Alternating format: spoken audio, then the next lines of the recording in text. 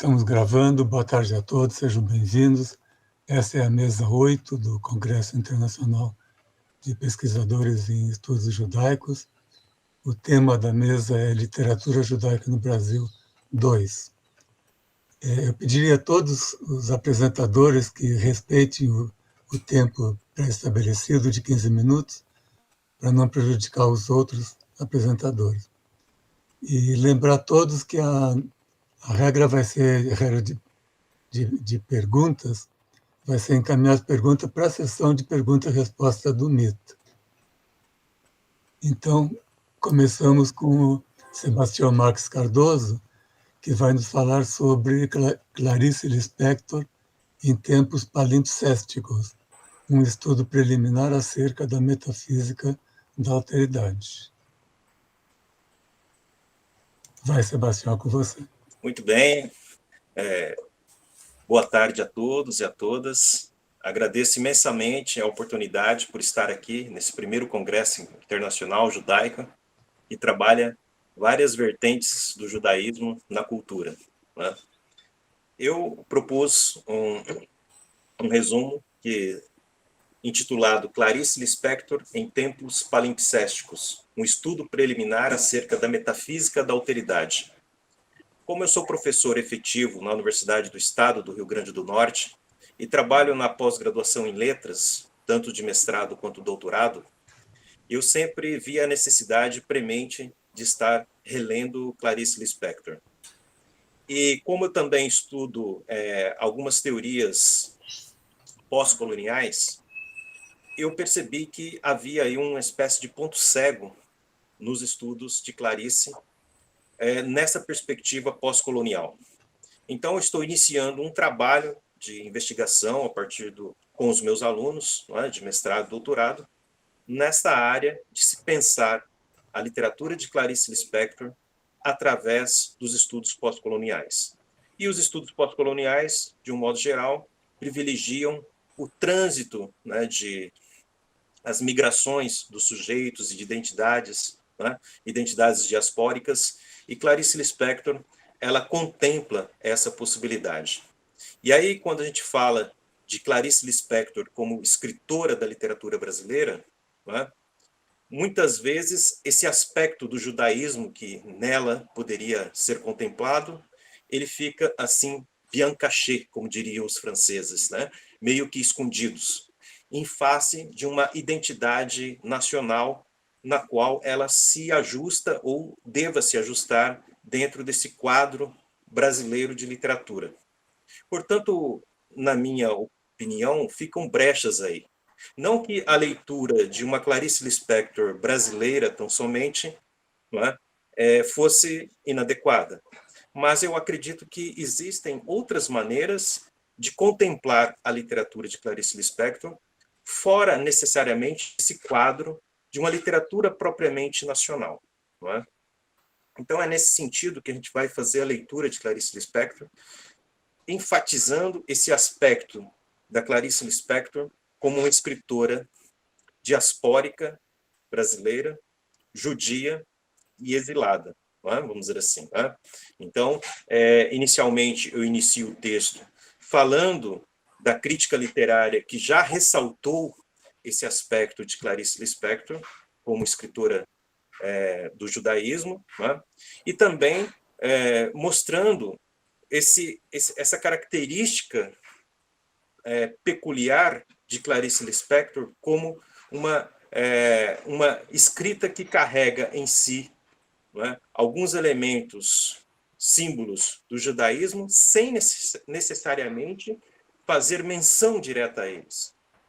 Então, o que eu tenho observado, eu não sou da comunidade judaica, eu sou um pesquisador curioso, eu não tenho esse conhecimento aprofundado do judaísmo como religião, mas o que eu tenho visto na expressão de Clarice Lispector é que existe aí uma espécie de exegese que ela mantém nos seus textos, como se fosse uma procura da palavra, a procura do inominável, através da palavra. Mas, ao mesmo tempo, isso é um processo também de distanciamento do próprio judaísmo, porque ela procura, através dessa exegese religiosa judaica, mas procura na formalidade dos seus textos.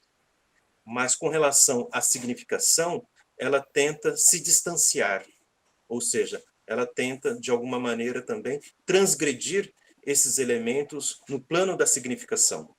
Então, estudar Clarice Lispector é apaixonante nesse sentido, porque, ao mesmo tempo que ela foge do judaísmo, parece que lá na frente ela se encontra com ele novamente, não é? E quanto mais ela transgride, né, mais o judaísmo aparece nos seus textos. Não é? E, então, no início do nosso texto, a gente, eu tento mostrar aqui, peraí, só vou projetar aqui rapidinho, né, porque é muito rápido, um tempo muito curto, né?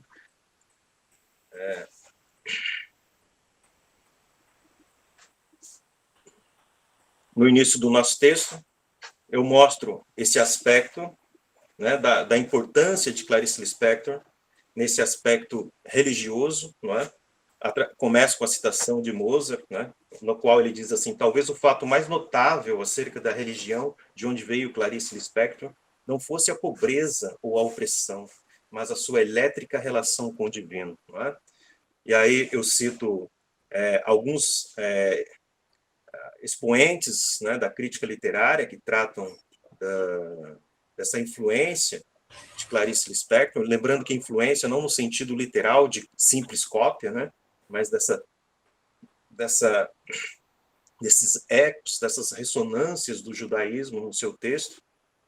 Cito bastante o Waldman, né, no texto, na parte inicial, mostra a diferença entre Elisa Lispector e Clarice Lispector, no qual, nos textos de Elisa Lispector, aparece de uma maneira explícita essa influência do judaísmo, ao passo que em Clarice não é bem assim, não é?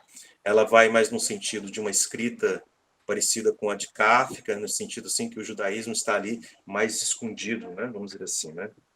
E aí essa experiência diaspórica e judaica vai criar, aí eu já estou na hipótese, vai criar em Clarice Lispector uma espécie de percepção de tempos pluriversais na sua literatura.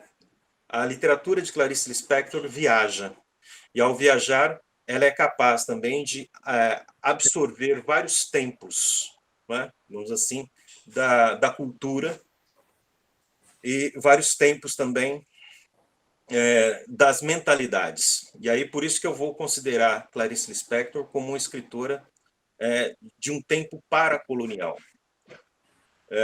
Outra coisa que é marcante, e a gente observa bastante nos textos de Clarice Lispector, é que ela é uma escritora, né, judia, que vem de um contexto de conflito, de guerra, num país periférico, e vem para um país também periférico do sistema capitalista.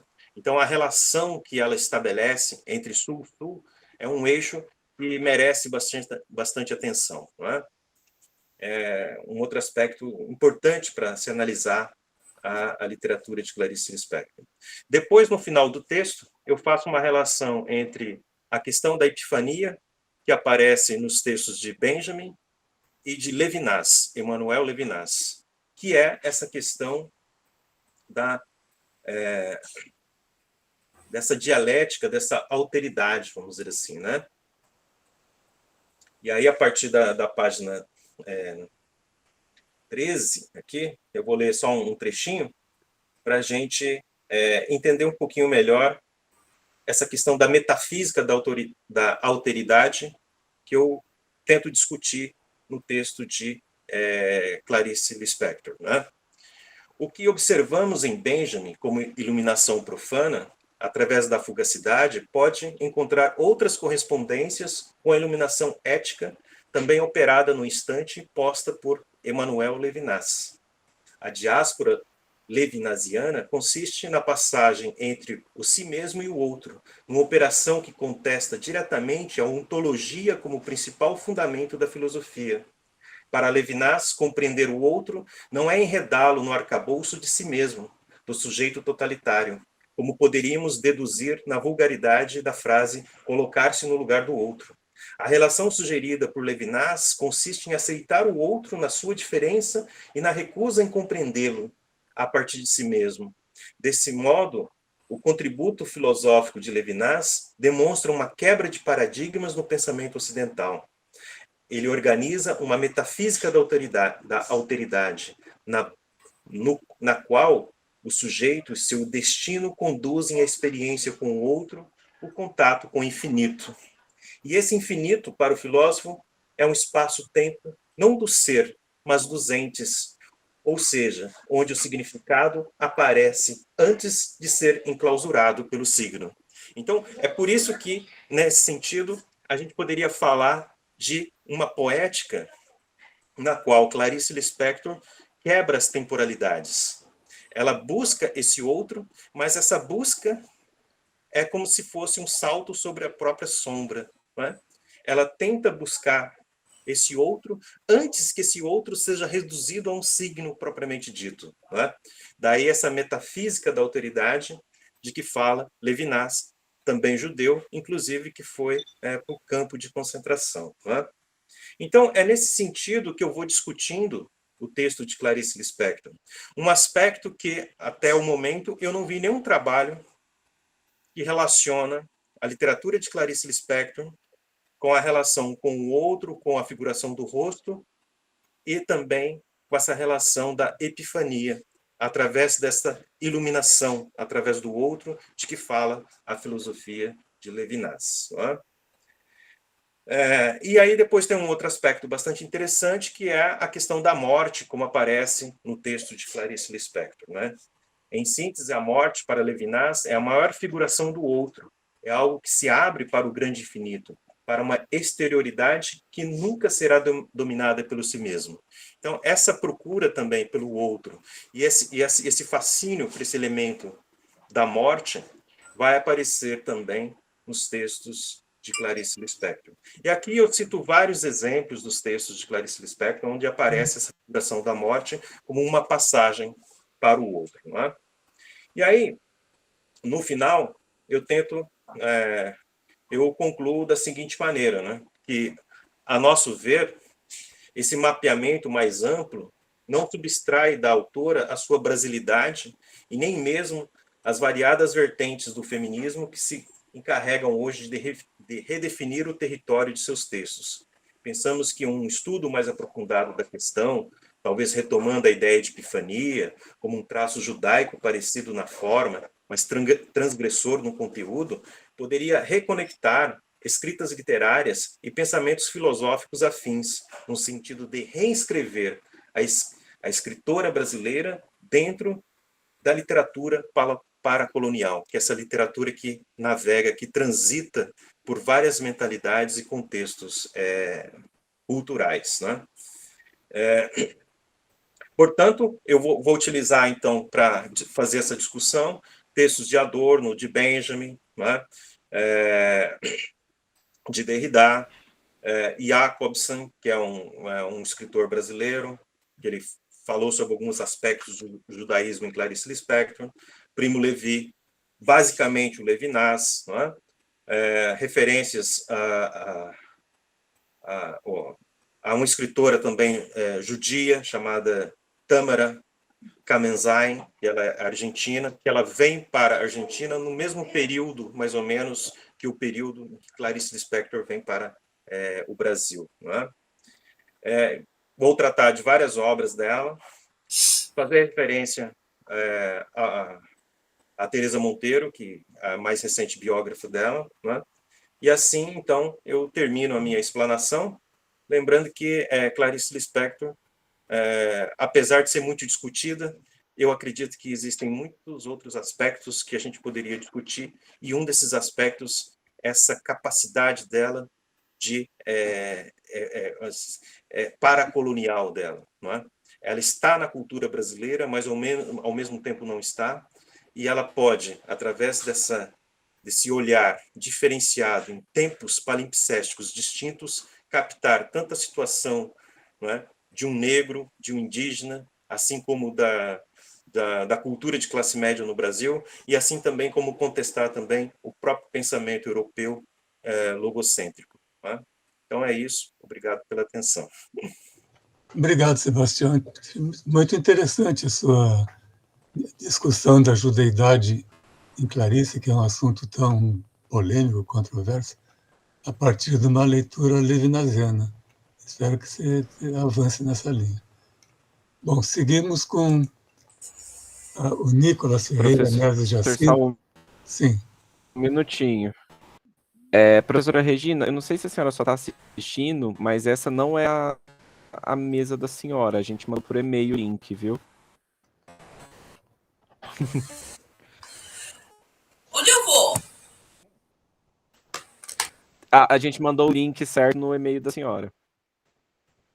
Mas aqui é sala 2. Não, aqui é a sala 8. A mesa 8, quer dizer. Sala 2, mesa 8. Ao contrário, sala 2, mesa 8. Mesa 8 da sala 2. Então eu não sei onde que eu vou, mas eu vou procurar agora no link, porque eu achei esse link. Bom, obrigado, hein? Vou sair e depois eu entro, não sei. Vou ver se eu acerto. Bem, espero que você encontre o caminho logo. Desculpe. Então, continuando, o Nicolas Ferreira Neves Jacinto vai nos falar de não lugares, reflexões sobre a identidade judaica em Elisa Lispector e Samuel Havet. Nicolas, palavra com você. Bom, espero que todo mundo esteja me ouvindo bem aí. Boa tarde.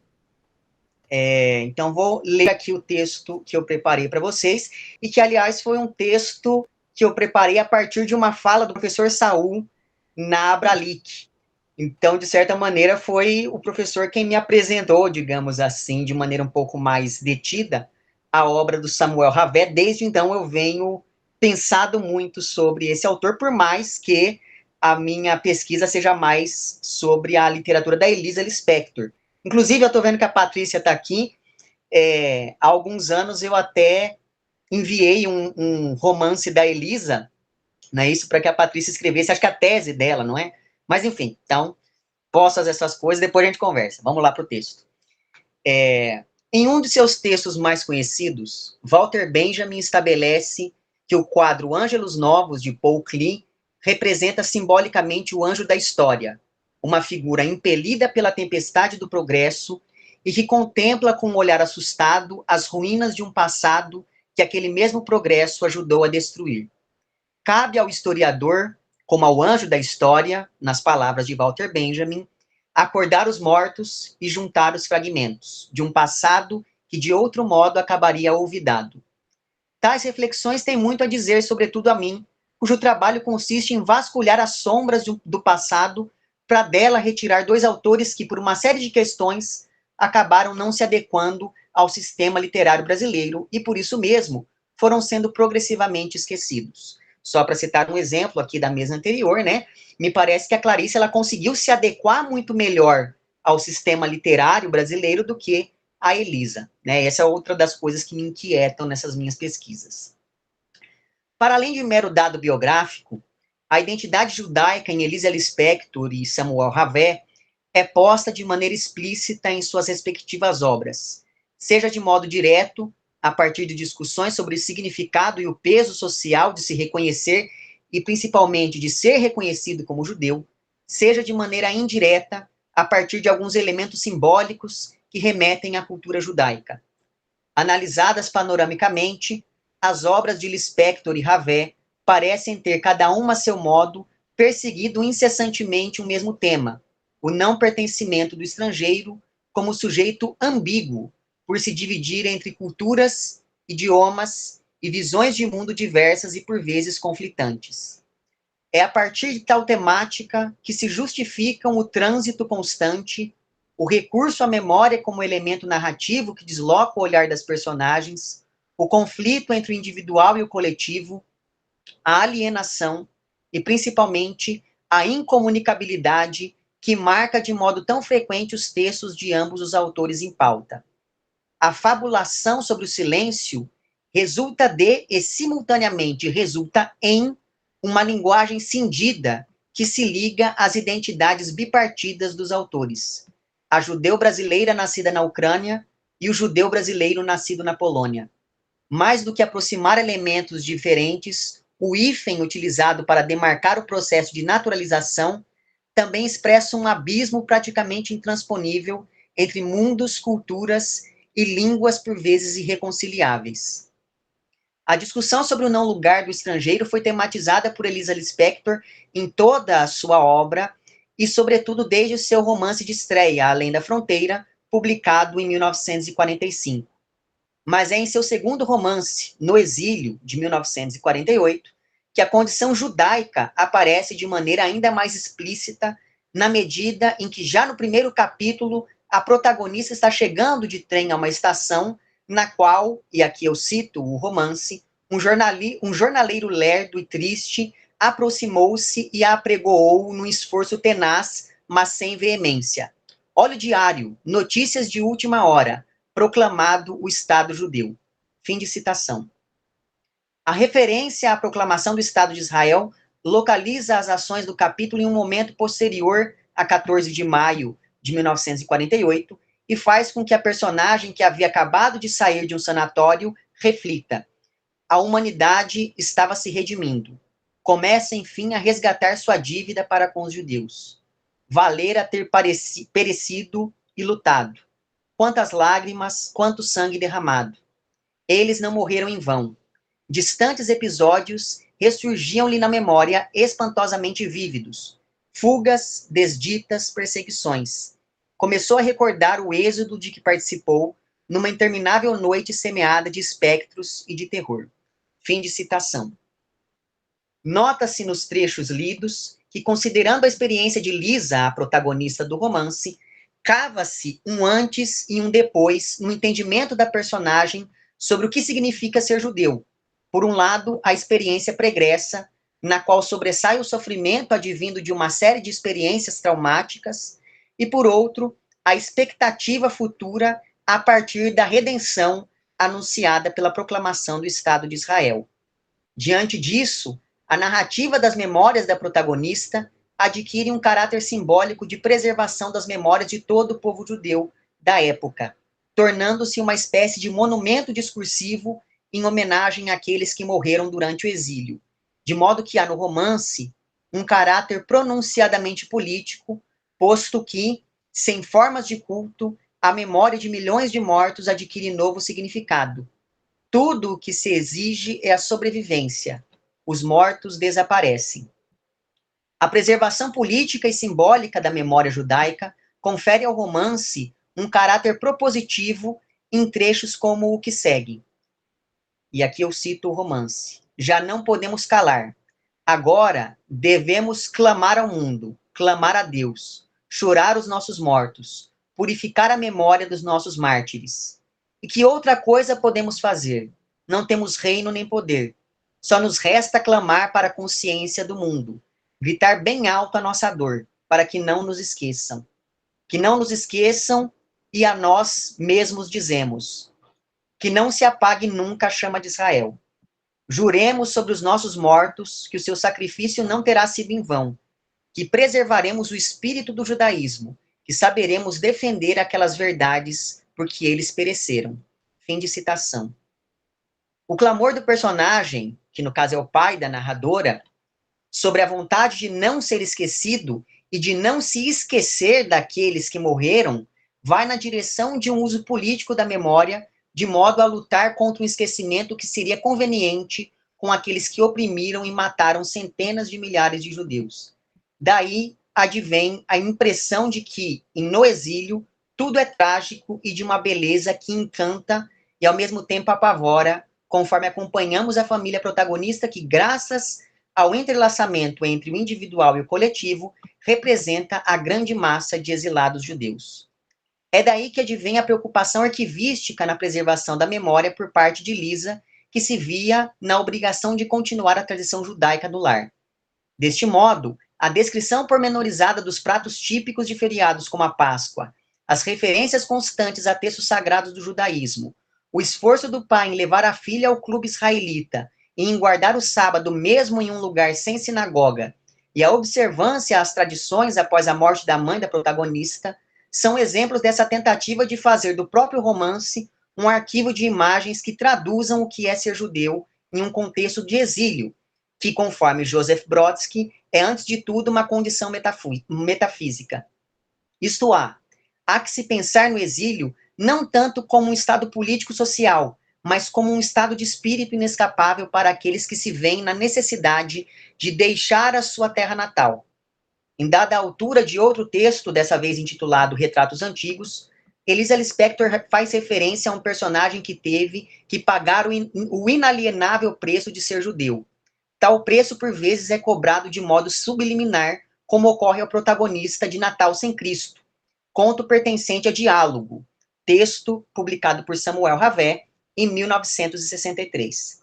Trata-se do segundo livro do autor, que estreara anos antes com Contos do Imigrante, publicado em 56.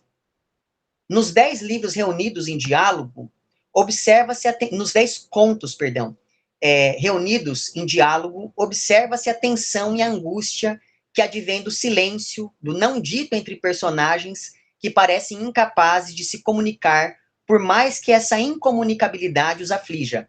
Convém lembrar que a palavra angústia, tão frequentemente associada à obra de Samuel Havé, significa originalmente estreitar, apertar, sufocar.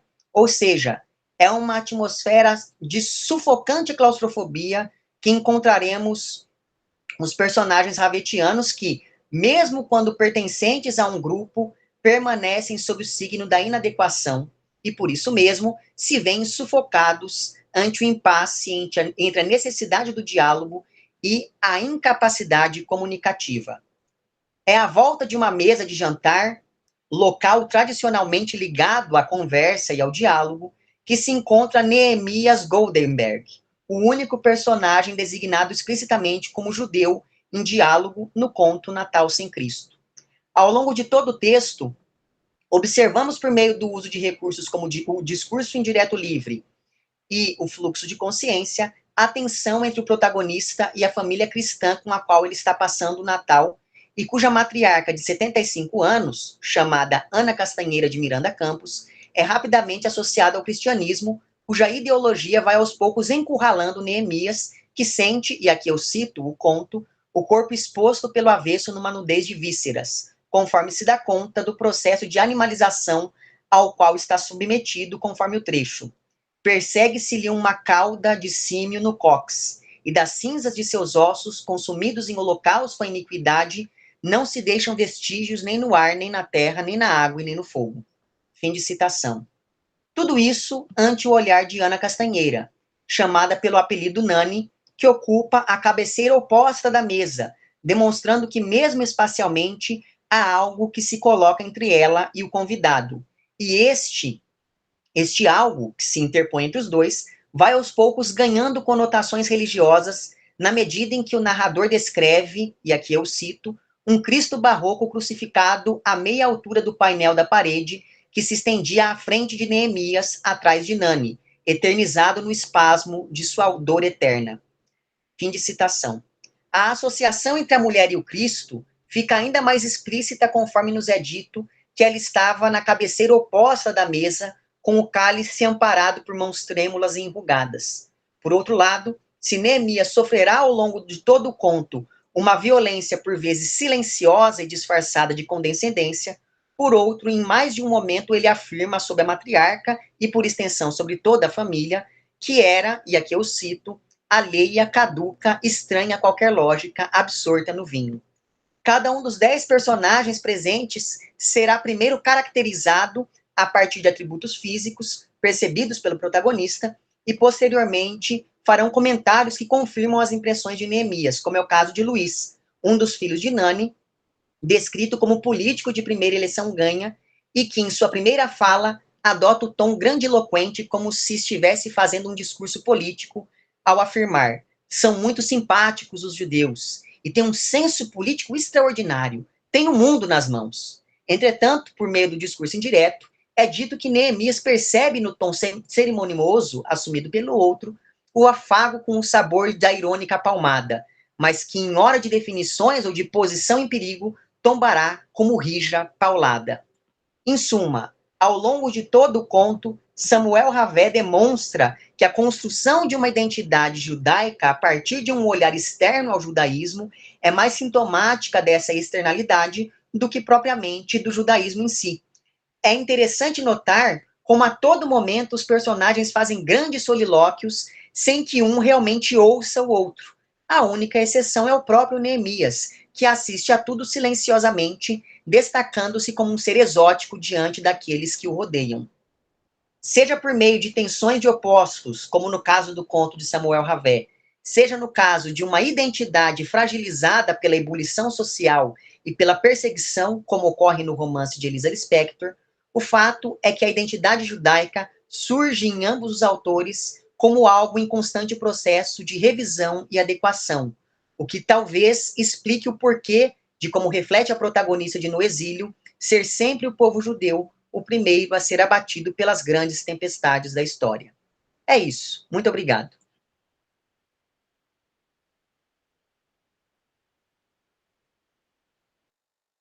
O seu microfone está mutado, professor. Desculpe, tinha desligado. Obrigado, Nicolas. Acho que a questão da identidade em si é uma questão que tem que ser aprofundada, porque uma coisa é se apresentar como e outra é partilhar de uma identidade. Quer dizer, acho que valeria a pena começar discutindo a possibilidade de uma identidade. Bom, seguimos com a Patrícia Lopes da Silva, que vai nos falar sobre Tecendo Memórias, uma análise dos contos Exorcizando Lembranças e Medo, de Elisa Lispector. Boa tarde a todos. Quero agradecer aqui publicamente ao Nicolas por ter me mandado por e-mail o livro. Eu te mandei um agradecimento por e-mail, né? Mas sempre é bom relembrar aí. Foi um processo tão doloroso escrever uma tese, né? E você tem uma contribuição muito importante na minha tese. É um dos 4 livros da Elisa que eu analiso, né? Eu analiso as personagens femininas na perspectiva aí do exílio e do deslocamento. E no meu pós-doutorado, eu continuei, né, estudando a Elisa, mas agora eu faço uma análise dos objetos mínimos, como esses objetos mínimos eles aparecem nas narrativas. E principalmente os livros de contos dela, que é inventado. Eu consegui, Nicolas, eu só consegui 2, se você tiver aí Sangue no Sol, você me manda. Eu só consegui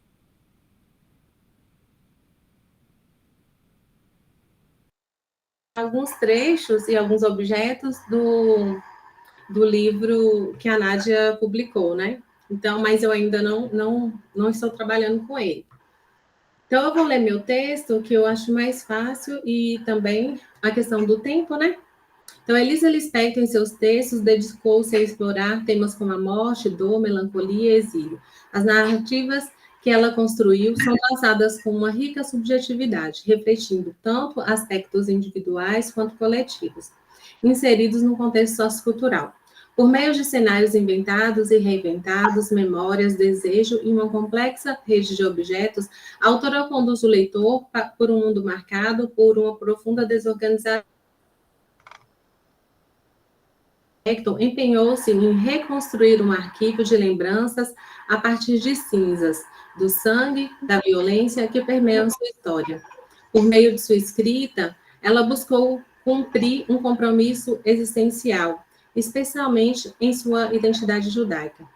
Suas personagens refletem sentimentos confusos e um mundo perpetuamente em desordem, espelhando assim sua própria vida, que começou com a necessidade de fugir de seu país de origem devido à Guerra Civil de 1917. Nesse sentido, essa proposta tem como objetivo discutir a presença dos objetos nos contos Exorcizando Lembranças, presente em Um Tigre de Bengala, publicado em 1985, e Medo, da coletânea Inventário, publicado em 1977.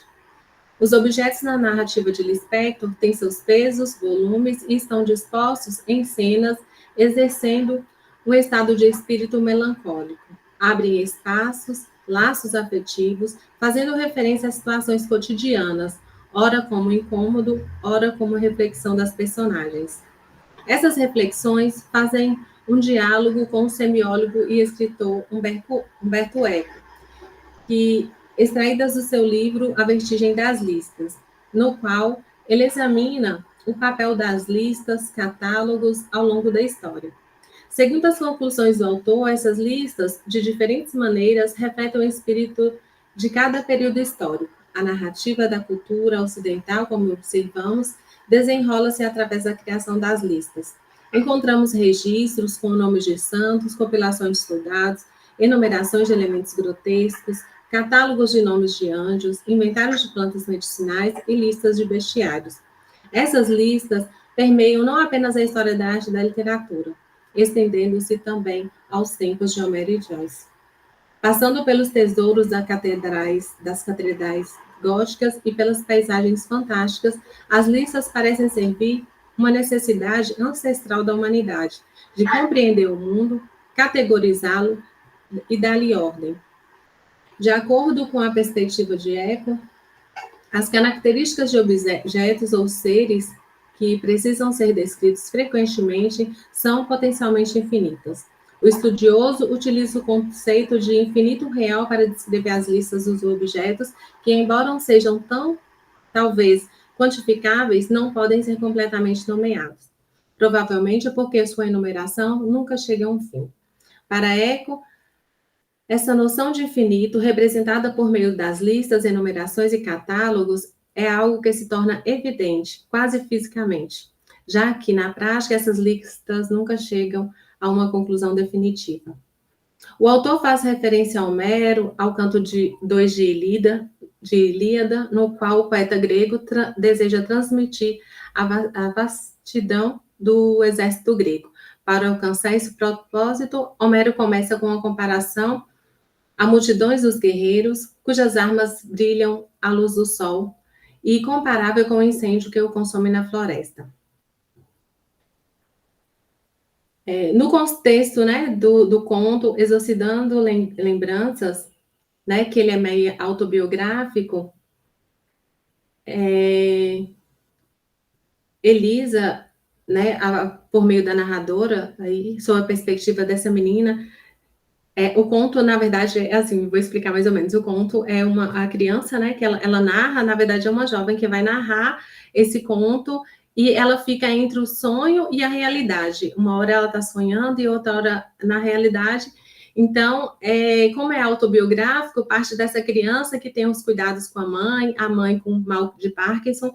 Então, uma hora ela está no hospital, outra hora ela está no tempo presente e relatando esses problemas da mãe, né? Então, a cena de abertura, nós encontramos personagens em uma sala de cirurgia e, a seguir, durante os dias de recuperação, memórias relacionadas à doença da mãe, que também ficou acamada, vêm à tona nesses flashbacks, né? Na infância, a protagonista cuida da mãe doente, relembrando esses momentos difíceis e que ela passou no hospital. A narrativa progride e a personagem se encontra em processo de recuperação. E enquanto ela está em processo de recuperação, ela pensa na mãe, pensa nas histórias e volta à adolescência e vê que ela passa uma adolescência totalmente em conflito. Ela volta também para o hospital, né, em uma cadeira desconfortável e fica sempre com essa reflexão, né, de dias vazios, escuros, sem conseguir dormir, noites, né, mal dormidas. No conto, tem-se os objetos, como a camisola carimbada com a sigla do hospital, a mesa metálica, aventais brancos, lençol branco, meias máscaras, vidros de soro, ataduras. Então, o registro dessas listas fornece aos estudiosos instrumentos para reflexão acerca do processo criativo da escritora, o qual é permeado por itens que podem ser interpretados como vulnerabilidade extrema, exposição diante da perseguição, o qual ela sofreu quando criança. Esses objetos e elementos criam uma atmosfera de desamparo, de violência e desumanização. Eles simbolizam a experiência traumática, as memórias dolorosas desse período da história. da história judaica, ressaltando a vulnerabilidade das vítimas e a busca por assistência em meio às condições adversas. Nos contos em análise, tanto no medo quanto em Exorcizando Lembrança, a gente percebe uma apatia dos profissionais de saúde para com o sofrimento dos pacientes. Resulta em um certo tipo de violência psicológica. As cenas não pertencem ao tempo presente das personagens, elas são relembradas pela memória, indicando uma marca, uma cicatriz na consciência resultante da experiência. O conto Medo desenvolve a partir da retomada de consciência de uma mulher anônima em uma enfermaria, com uma sensação de agonia. De acordo com a narradora, para a personagem, eu cito um trecho. Depois de um grito mudo, o mundo ficou vazio, sem sentido, que porventura pudesse interligar as pessoas, os fatos, as coisas, como se tudo tivesse que ser reinventado de novo. Fim de citação. Como se pode observar, ela, de repente, se encontra em um mundo zerado, onde é necessário recomeçar. Voltar ao nascimento, à origem, aprender novamente como uma criança, os primeiros passos, as primeiras palavras, para então retomar a consciência de si, do mundo e da palavra. Sendo assim, a narradora prossegue. O nascimento do verbo se humaniza a criatura, como ao sopro divino, ao próprio barro, um dia teria sido vivificado. Aí eu encerro a citação. Entre o devaneio e a realidade, a narrativa revela a profundidade do mistério da vida, sua imprevisibilidade, bem como o fantástico, que a cada momento do dia a dia é transformado em novos mistérios, prolongando-se no tempo imemorial e presente. E eu cito outro trecho do conto.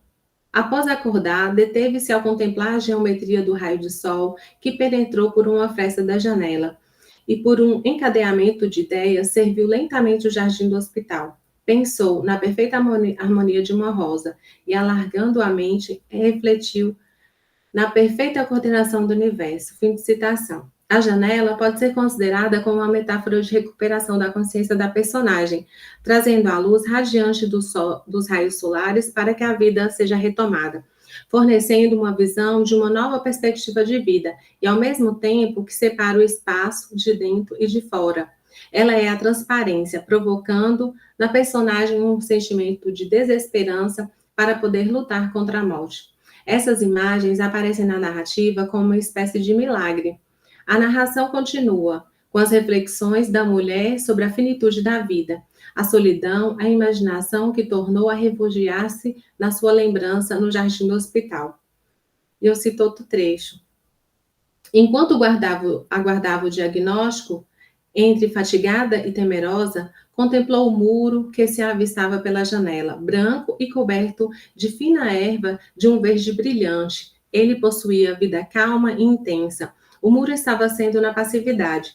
A vegetação palpitava na cor e no brilho, e ambos, o muro e a era, formavam um todo de tal forma harmonioso e vivo.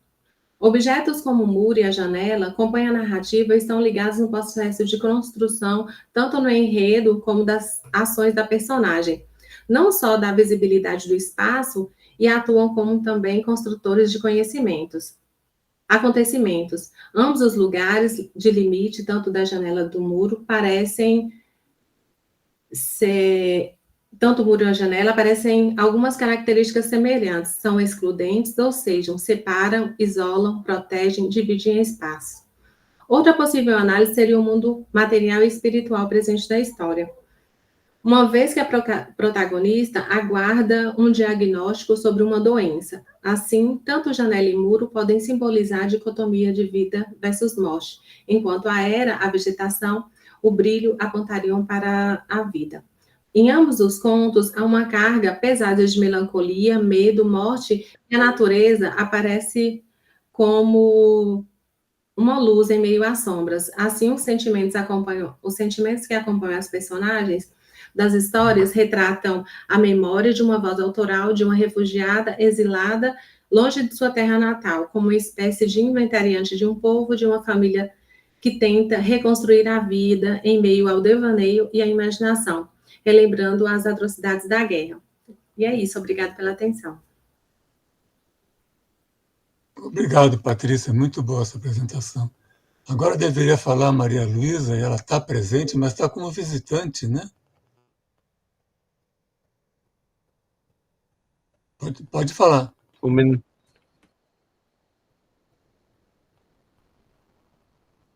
Você pode ver isso, Arthur? Aparentemente. Eu estou colocando ela já como... Ótimo. Aí ela tem que aceitar. Acho que agora foi. Agora sim. Então, continuamos com a Maria Luísa Rodrigues Marques Alvarenga. Tudo certo.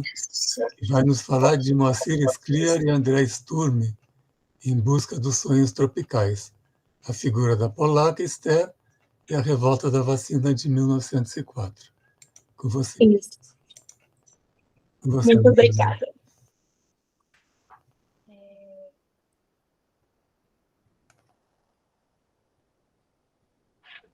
Boa tarde, gente. Meu nome é Maria Luísa, eu sou da Universidade Federal de Uberlândia e hoje eu estou aqui para apresentar a minha pesquisa de mestrado, meu projeto de pesquisa, na verdade, né, que ainda está em desenvolvimento, com o título A Figura da Polaca Esther e a Revolta da Vacina de 1904, Moacir Scliar e André Sturm em busca dos sonhos tropicais.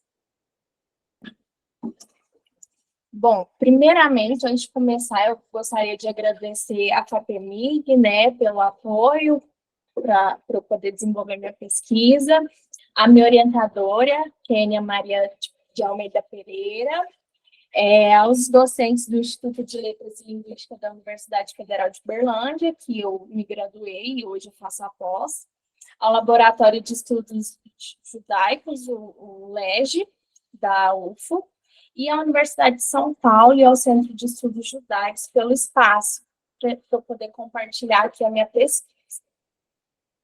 Bom, o meu trabalho, a princípio, ele começou com uma ideia diferente, né? Eu queria analisar os sonhos tropicais de Moacir Scliar pela perspectiva da revolta da vacina de 1904, e fazer ali um comparativo com o negacionismo que a gente viveu há pouco tempo com a Covid-19.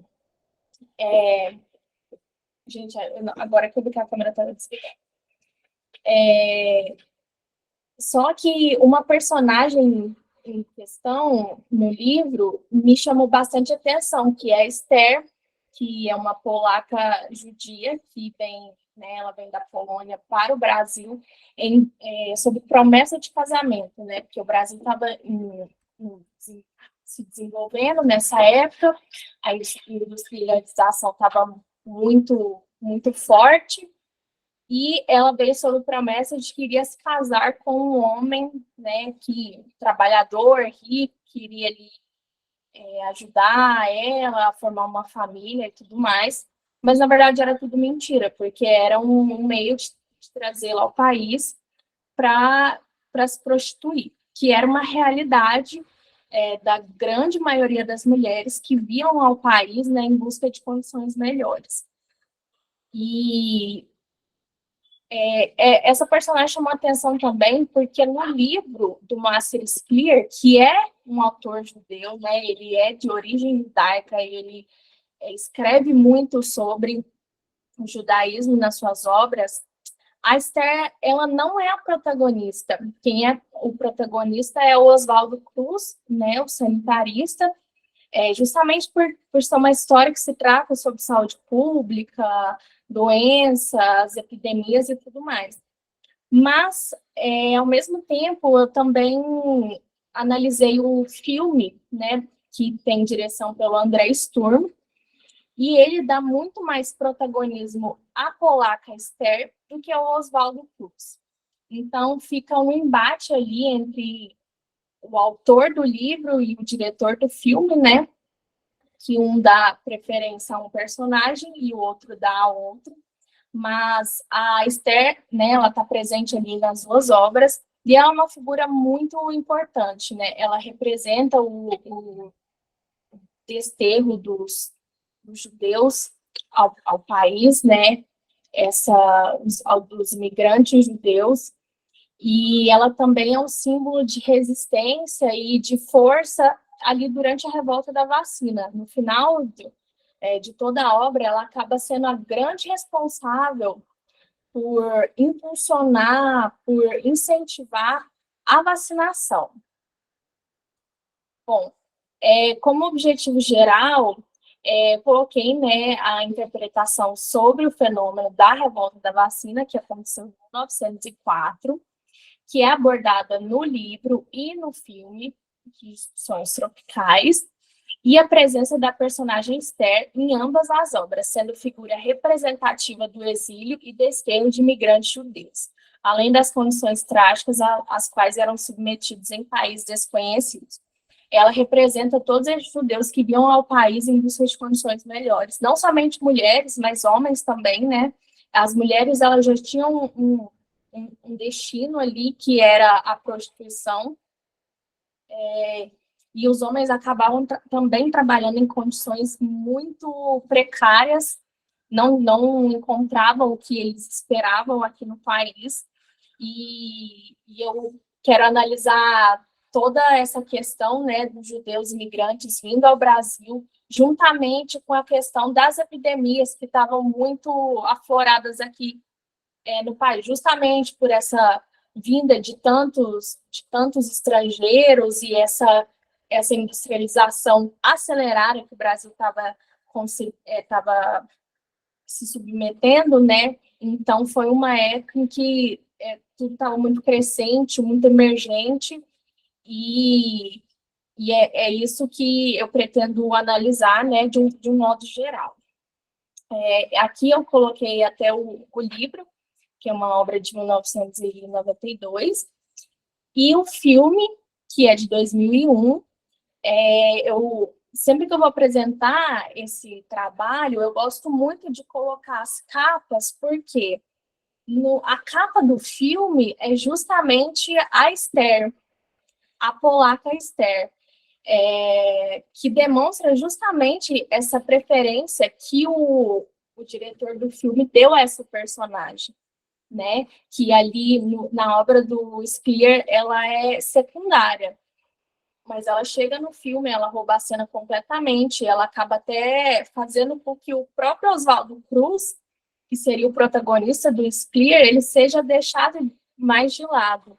Então, é justamente isso que eu quero trabalhar, e também uma das minhas motivações é que o Moacir Scliar, essa Esther não é a única que ele escreveu. No livro O Ciclo das Águas, ele também tem uma Esther, ela também é uma polaca de origem judaica, e também se torna prostituta, também vem ao Brasil, e também se torna prostituta, né? Elas têm apenas motivações diferentes. A Esther de Sonhos Tropicais, ela veio ao país sob uma promessa de casamento, e a Esther de O Ciclo das Águas, ela foi trazida ao país pelo marido, que estava envolvido no tráfico de mulheres judias ao país para prostituição. Então, isso também foi uma coisa que chamou bastante atenção para começar a pesquisar, né, essas duas personagens, por que elas têm origens iguais, os nomes iguais, né, mas elas não são a mesma, são histórias diferentes e, apesar, né, de toda essa semelhança, elas não são a mesma pessoa.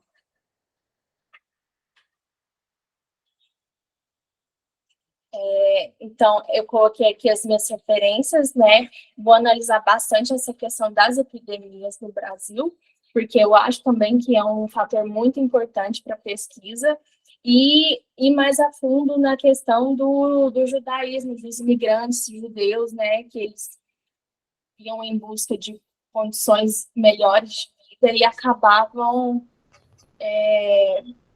sendo levados à prostituição, a condições precárias, né, de vida. E a revolta da vacina, né, como que surgiu todo esse movimento, como que a polaca judia Esther, ela ajudou nesse movimento, como ela incentivou a vacina, como ela foi uma figura importante ali, né, em toda essa revolução. E é isso. Então tá, muito obrigado, Maria Luísa. Eu que Muito agradeço. interessante a sua pesquisa. Queria só enfatizar, são aspectos da tua pesquisa que eu acho que vale a pena ser reforçado, Uhum. é que quem trazia essas meninas, principalmente para a Argentina, para o Brasil também, eram os judeus. Sim. E procuravam famílias extremamente pobres, principalmente na Polônia, por isso que elas são polacas, oferecendo uma nova vida, quer dizer, ou o próprio candidato a casar, ou em nome de alguém que estava na Argentina esperando. Quer dizer, no fim das contas, a situação, do ponto de vista da mulher, é praticamente o mesmo. Espero que você avance bastante na sua pesquisa, muito interessante.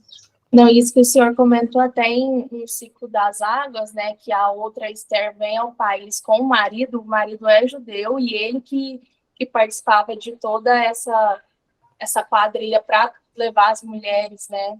Quer dizer, na verdade, ele nunca foi marido. Ele, desde o primeiro momento, ele é o sedutor, ele é Exatamente, já tinha um interesse ali por trás. Ele está só indo buscar potenciais prostitutas. Isso mesmo. Agradeço muito pelo espaço. Muito bom. Seguimos, então, com a Laura Jovchelovich, que vai falar de A Construção do Personagem Judeu Porto-Alegrense em Diário da Queda, do Michel Laub.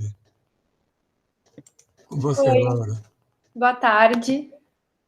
Vou tentar compartilhar aqui a tela. Vocês estão vendo?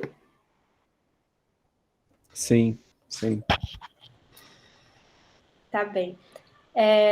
Essa pesquisa é um artigo que eu escrevi, e eu sou do mestrado em Letras na área de concentração em Escrita Criativa da PUC-RS, aqui do Rio Grande do Sul. E A Construção do Personagem Judeu Porto-Alegrense em Diário da Queda, de Michel Laub. Primeiro, eu queria começar falando um pouco sobre personagem na perspectiva da escrita criativa. O Assis Brasil, que é um dos principais teóricos da escrita criativa no Brasil, ele fala que o personagem, com a sua personalidade e as suas atitudes, é quem provoca a história. Então, todos os acontecimentos de uma narrativa, né, inclusive os fatos incontroláveis, estão enraizados no personagem. É como se o personagem atraísse tudo isso. E isso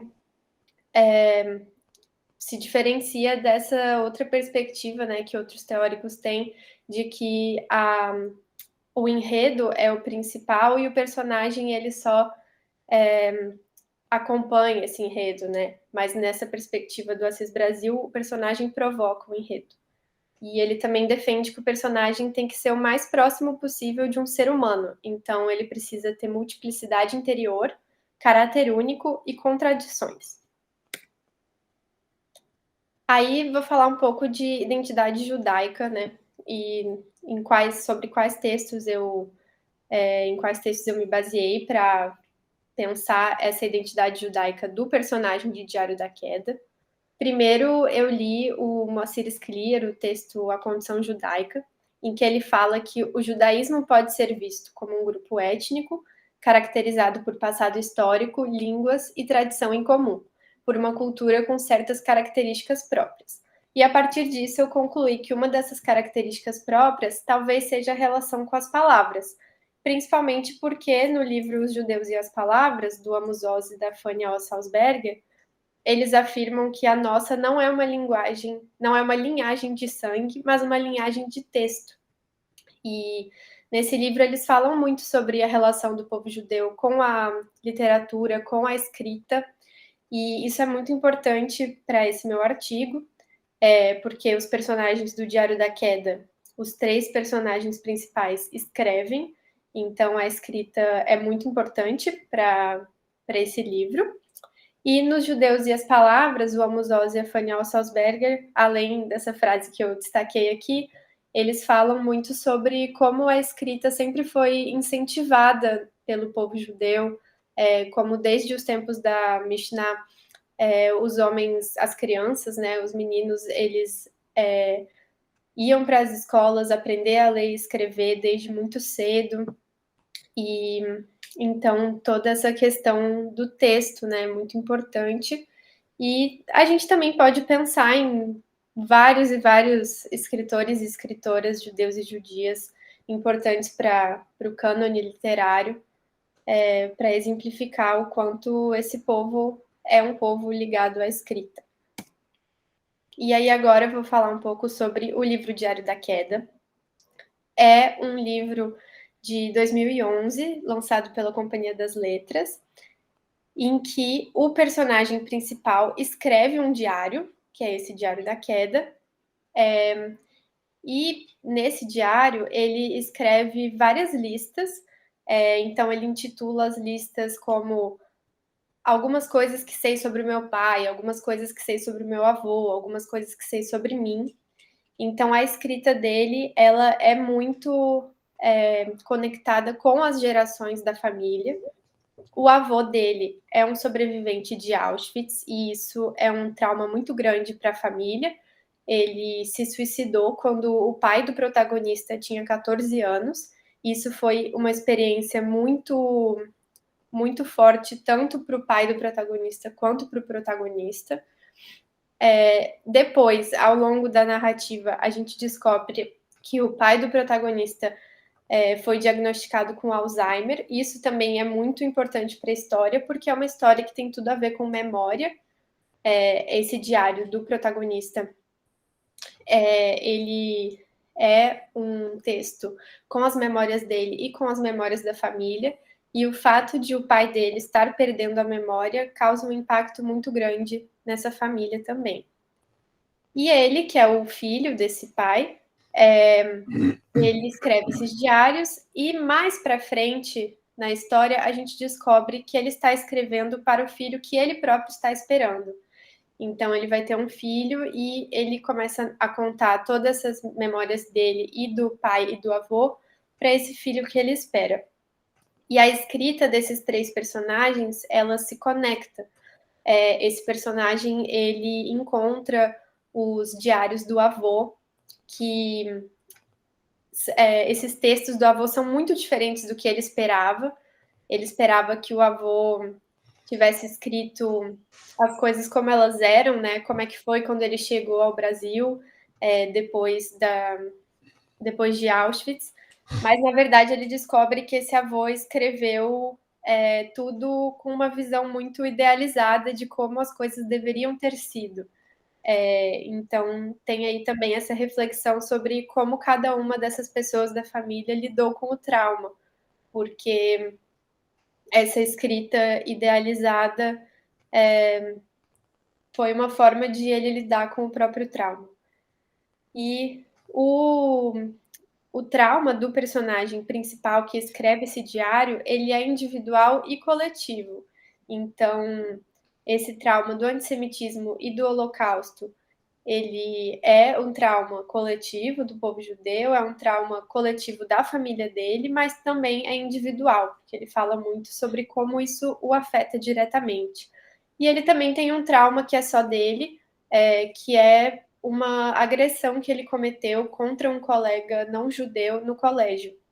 E essa também é uma questão que ele explora no próprio diário.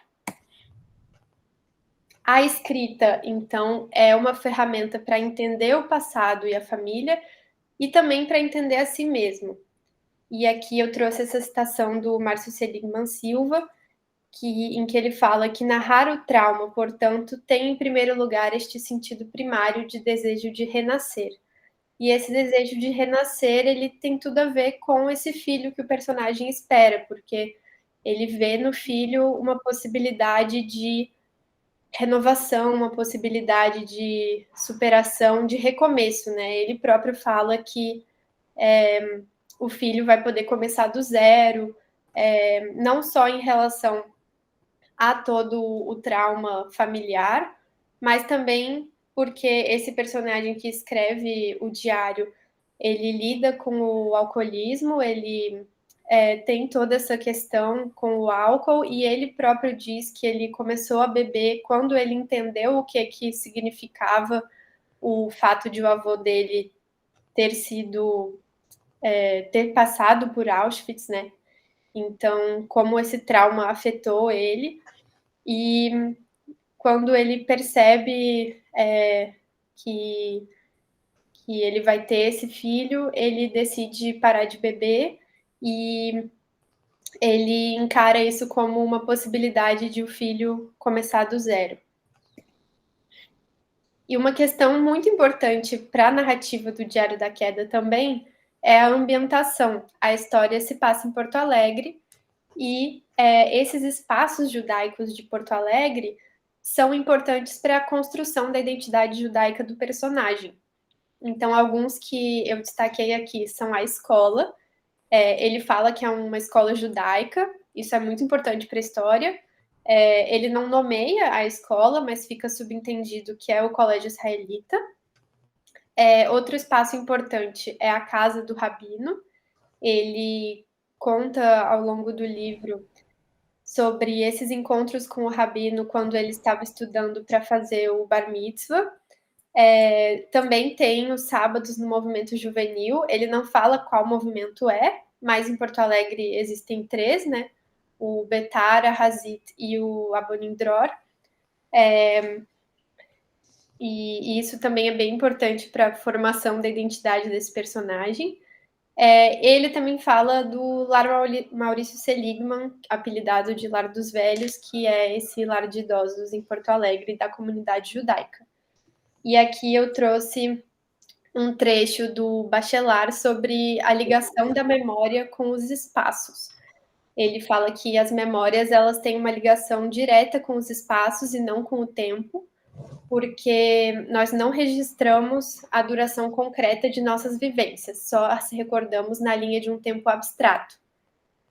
As lembranças são imóveis e tanto mais sólidas quanto mais bem espacializadas.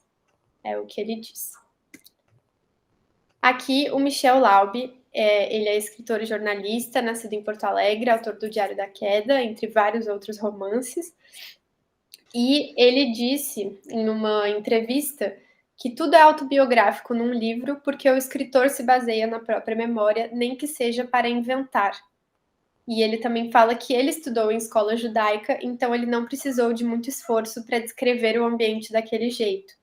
Isso tem muito a ver com várias teorias da escrita criativa, inclusive com uma da Cecília Almeida Salles, que fala que os escritores eles sempre se apropriam dos elementos externos, aquilo que está na realidade deles, e então eles recriam tudo isso na ficção.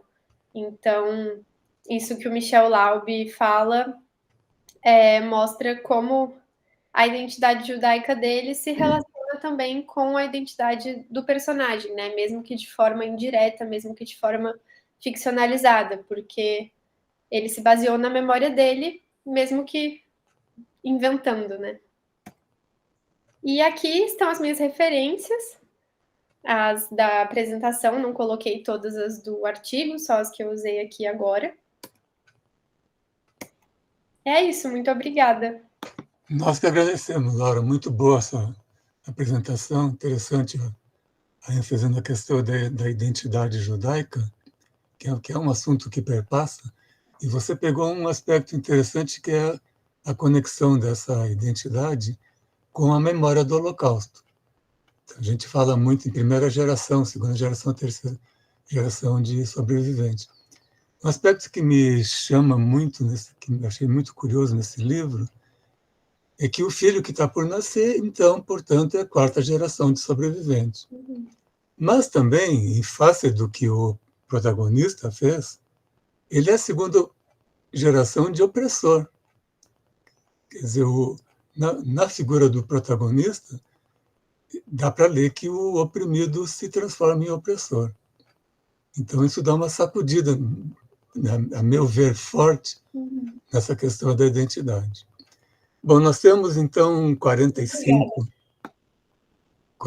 minutos, ou coisa que valha para um debate. Arthur, você comanda e verifica se tem perguntas na fila? Por enquanto não tem, professor. Então abrimos aqui. Alguém quer falar? Alguém quer perguntar alguma coisa? Alguém quer comentar alguma coisa?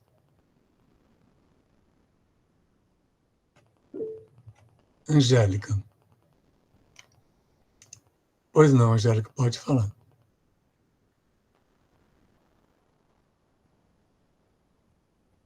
Onde? Agora sim.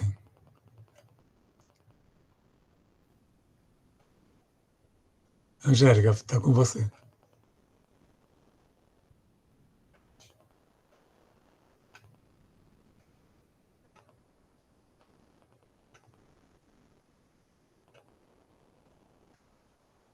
Angélica, você queria falar alguma coisa? Não, então vamos seguir adiante. Alguém quer falar alguma coisa? Comentários?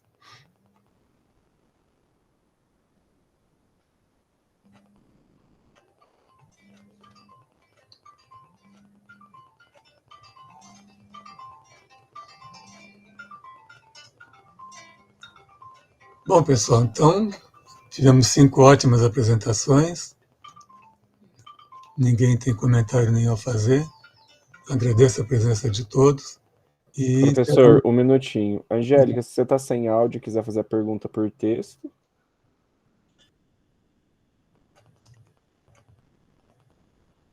Bom, enquanto isso, temos o Sebastião. Sebastião, você quer falar? Sim, sim.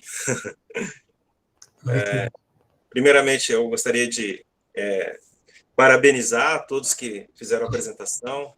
Ótimas apresentações, a gente aprende muito, né, com essas apresentações, nas linhas de pesquisa, de investigação, né, as referências bibliográficas, né, e esperamos que tenha mais eventos assim, no sentido de se estudar essas relações brasileiras com a literatura judaico, né, cristã, inclusive também, né, esses rizomas, né, esses hibridismos, né, da cultura brasileira com a cultura judaica, e como que isso acaba se transformando através da obra de um escritor, né, como ele plasma uma ressignificação, muitas vezes, da cultura judaica. E é esse movimento que parece que dá vivacidade, né, ao judaísmo, né, e essa presença bastante importante e positiva na cultura, né. Então, o meu texto sobre a Clarice Lispector, eu tento visualizar Clarice Lispector a partir da ideia da relação entre epifania e a figuração do rosto também de Emmanuel Levinas, né? E de como que o rosto ele se abre para o infinito, assim como através da palavra, né, que busca Clarice Lispector, se abre também para o infinito, que é esse outro, que é esse sujeito, ou esse ser, ou esse ente incompreensível, né? E também tem uma relação forte disso tudo na filosofia de Levinas com a ideia de paciência de morte, né, que não deu tempo de falar, né? Mas lá em Clarice Lispector ela diz assim, né, na Hora da Estrela, né? Se ainda escrevo é porque nada mais tenho a fazer no mundo enquanto espero a morte, né? E esse elemento tão forte de ligação com a morte vai aparecer também na filosofia de Levinas através da figuração do outro, da paciência de morte. Então, muito interessante isso. E agora uma pergunta que eu gostaria de fazer de sujeito que entra no evento e, de repente, não leu, né, todas as recomendações. O texto final é para já? Vai dar um prazo para a gente entregar? Como é que é? Bom, aí quem responde é o Arthur, que eu realmente não sei. Tem um prazo, não estou lembrado agora, mas acho que vai ser até o final do ano. Tá ok, então, beleza.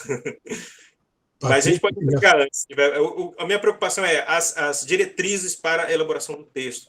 Se puder enviar para toda a gente, né? A gente agradece, porque a gente já vai fazendo o texto de acordo com as normas. Né? Tá certo. Agora tinha a Patrícia que queria falar alguma coisa. Na verdade, eu queria fazer uma pergunta para o Sebastião. Quando eu fiz meu TCC em 2009, lá, muito tempo atrás, eu não tinha muita maturidade, e eu falei sobre isso, que essa questão de Levinas, né, essa questão do outro, da alteridade, num texto da Clarice, que é um sopro de vida pulsações. E aí, eu não, assim, desde lá, esse texto ficou guardado, tá aqui na gaveta, mas ele falando, né, no texto dele sobre essa questão do outro, mas eu queria perguntar, eu não sei se é bem uma pergunta, eu queria que ele esclarecesse um pouco como que ele pensa a questão do judaísmo nessa questão da alteridade nos textos da Clarice. Não sei se eu fui clara na pergunta, porque o que eu tinha estudado era na perspectiva mesmo da alteridade, né? E não tinha pensado nessa questão judaica, porque, na verdade, quando Clarice vem para o Brasil, ela é muito pequena. Então, eu não pensava, né, que a escrita dela tinha esses traços, né? Mas, lendo Elisa, como Nicolas, né, até comentou aí, falando do livro No Exílio, como tem muita tradição, né, e ela fala, então, talvez a infância dela esteja mesmo permeada com essas tradições judaicas. E aí, isso vai refletir de alguma forma na escrita dela, né? Então, eu só queria que ele falasse mais um pouco sobre isso, como que ele pensou, como que esses traços, né, do judaísmo vai elencar aí na escrita da Clarice. Ok, muito bem. Eu vou pegar aqui um trechinho, né, do texto, né, onde já, vamos dizer assim, já é um conhecimento, vamos dizer assim, já partilhado, né, sobre esses traços do judaísmo na literatura de Clarice Lispector, né? Então, vou pegar aqui algumas características já apontadas, né, do texto. Só um minutinho.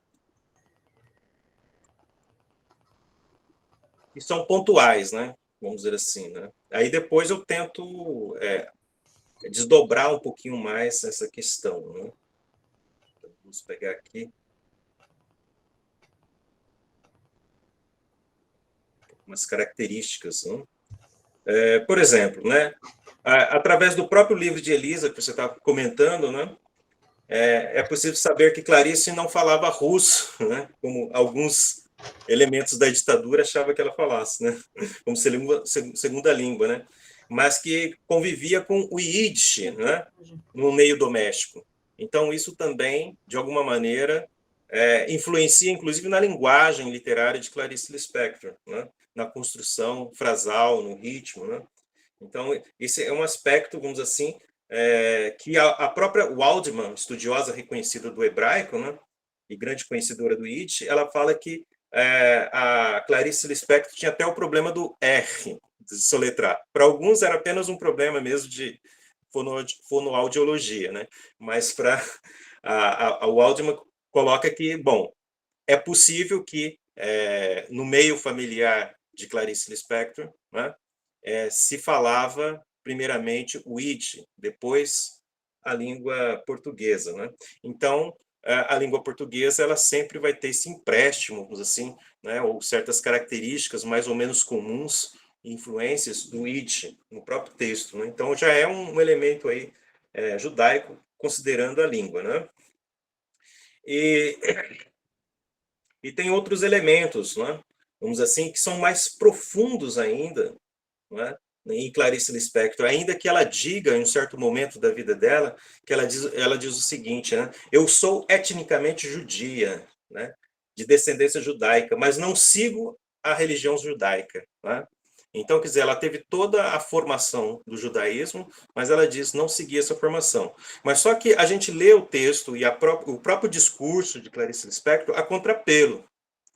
Uma coisa é você dizer que você não é adepto a determinada coisa. Outra coisa é você conviveu com isso, com essa coisa. Você teve essa formação. Portanto, tudo aquilo que você imagina, você não consegue imaginar algo tão distante daquilo que você experimentou, daquilo que você vivenciou no seu próprio meio. Ou seja, o judaísmo, de alguma maneira, está preso, né, à imaginação de Clarice Lispector, ainda que ela, né, de alguma maneira, desvaloriza um pouco mais esse aspecto.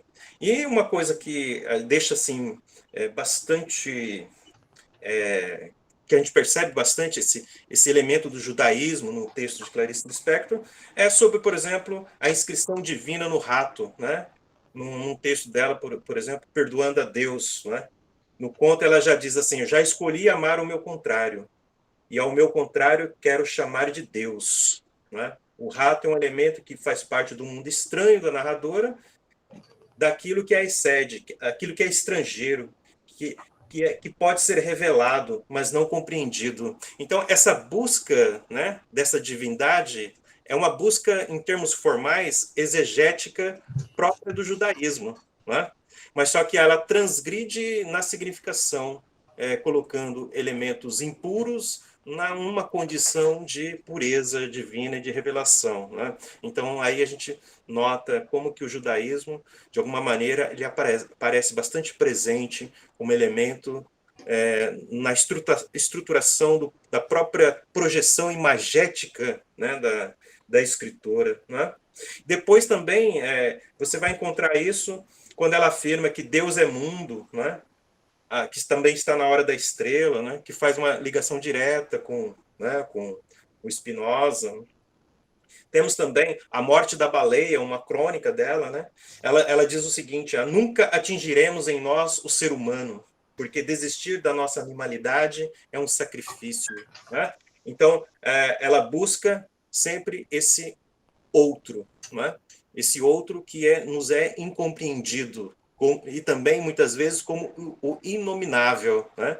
E, então, quer dizer, tem uma busca através da palavra que me parece que, em termos assim da formalidade, é como se fosse um ensinamento, como se seria o próprio pai dela, né? No seu ritual da busca do divino, vamos dizer assim, né? Desse elemento exegético, né? Tem um texto de Homi Bhabha, que está lá no Bazar Global e Outros Cavaleiros, que ele fala da questão da relação entre a arte relacionada ao sofrimento e a busca, através desse sofrimento, do elemento divino, do falar entre. Então, Clarice Lispector, a meu ver, ela é esse sujeito que fala entre a divindade, a busca pela divindade, e a sua coletividade, a sua ágora, aquilo que é o aqui e agora, que a gente poderia entender, né? Então, quer dizer, o outro dela seria esse grande outro incompreensível, que é um tempo fluido, um tempo intemporal, vamos dizer assim, o eterno, não é? E ela tenta captar, através do momento, através da sua ágora, esse elemento do eterno, não é? Então, quer dizer, ela é a escritora que fala entre, né? Entre a busca transcendental, né, que seria essa alteridade desse outro, e o seu tempo, o seu aqui e agora, né? Então, é nesse sentido, né, que eu vejo Clarice Lispector. E aí essas epifanias que ela elabora no seu texto abre para tempos diversos, por isso que é tempos palimpsésticos, né? Ela consegue compreender outros tempos e outras mentalidades, ainda que ela não participe dessas mentalidades no seu tempo corporal, no seu aqui e agora, vamos dizer assim, né? Então ela fala, por exemplo, da baleia, fala dos indígenas, fala da questão social brasileira, ainda que ela não tenha vivido, né, pelo menos na sua fase adulta, essa experiência, né? Tem o livro de Macabeus também, que é quase que uma referência, né, simbólica no seu livro A Hora da Estrela, né, que tem né,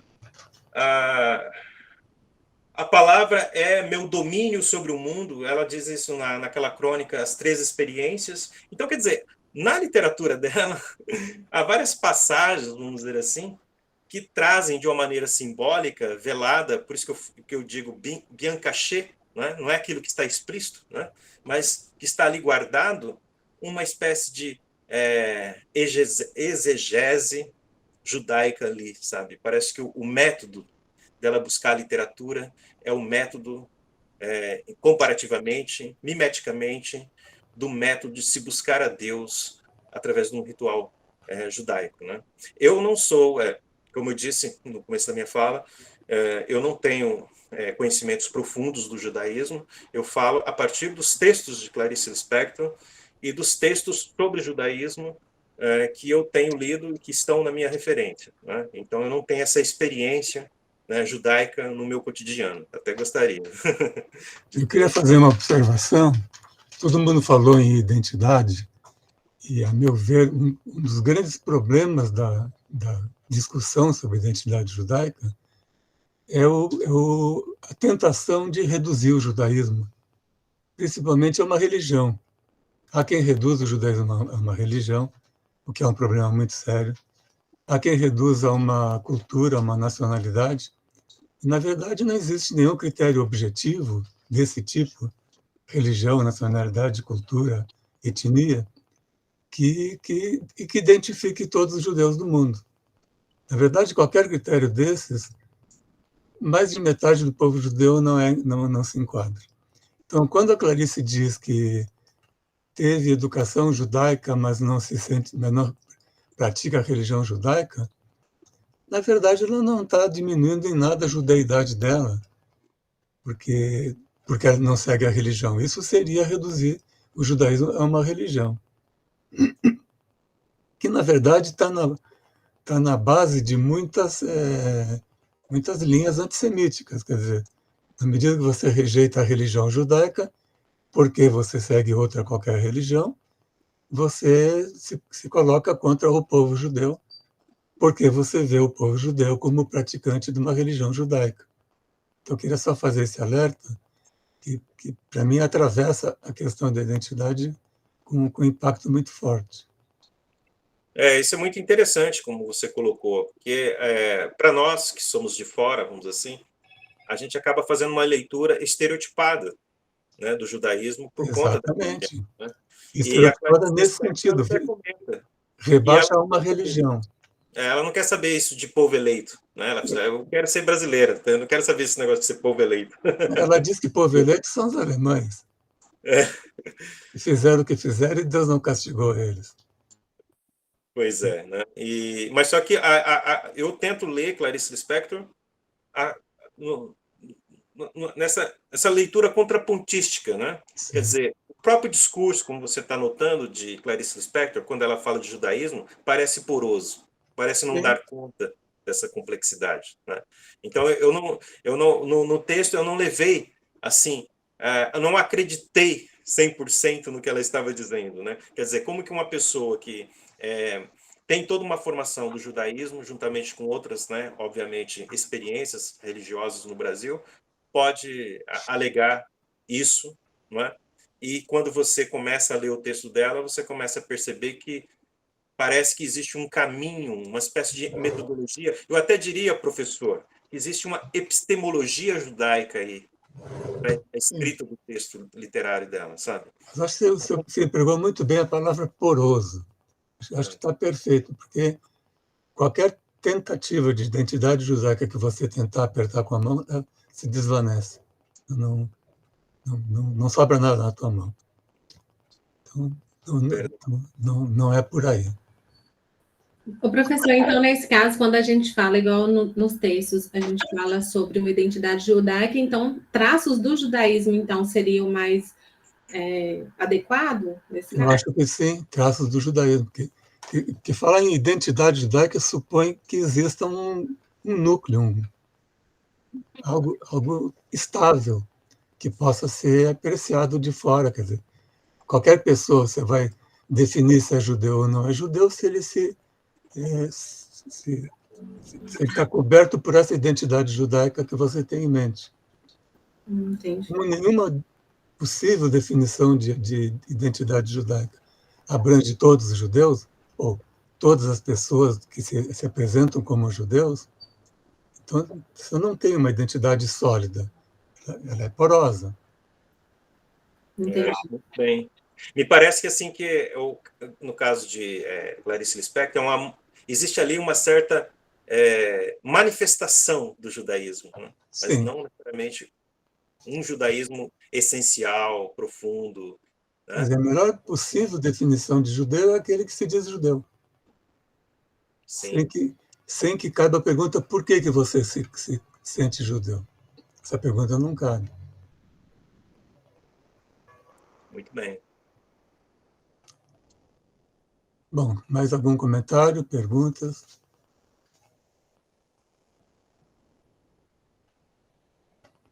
Bom, então acho que fechamos por aqui a nossa mesa número 8. Obrigado a todos. Acho que tivemos 5 excelentes apresentações que vão para as atas do Congresso e vão poder ser lidas e revisitadas por todos nós. E espero que nos voltemos a encontrar. Uma boa tarde para todos.